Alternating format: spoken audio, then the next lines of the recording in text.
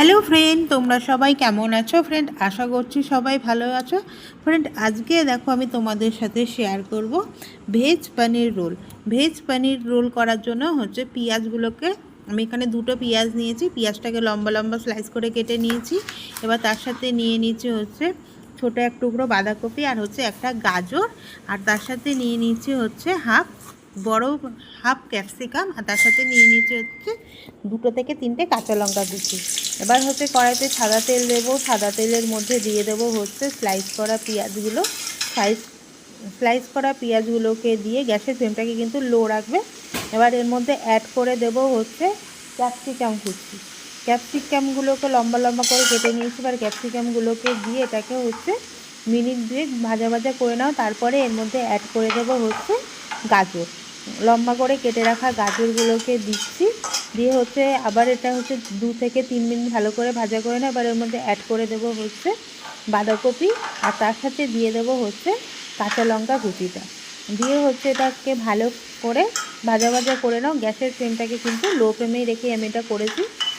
এবার হচ্ছে এর মধ্যে অ্যাড করে দেবো হচ্ছে লবণটা কিন্তু বুঝেই দেবে, এর মধ্যে অনেক কিছু সস পড়বে, তার জন্য হচ্ছে লবণটাকে বুঝেই দেবে। এবার এর মধ্যে দিয়ে দিচ্ছি হচ্ছে হাফ টিস্পুন হচ্ছে গোলমরিচের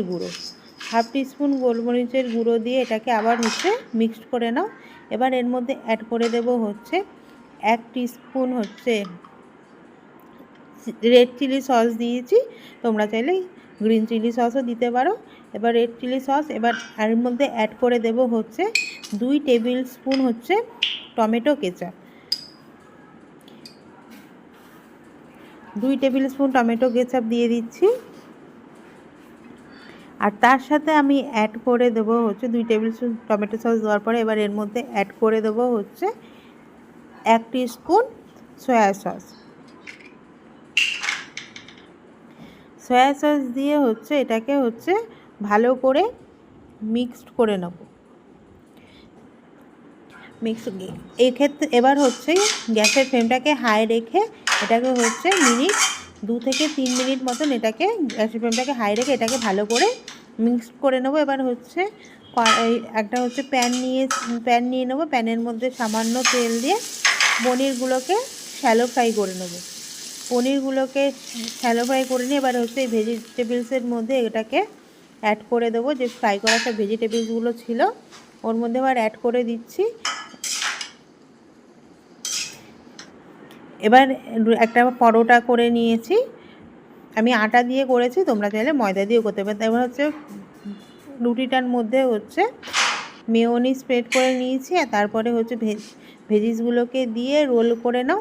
তাহলেই রেডি হয়ে যাবে আমাদের, খুবই সহজে বাড়িতে বানিয়ে নিতে পারবো veg paneer role.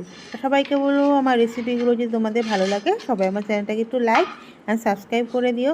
Friend and ফ্যামিলির সাথে রেসিপিটাকে একটু শেয়ার করে দিও। থ্যাংক ইউ সবাইকে সাথে থাকা।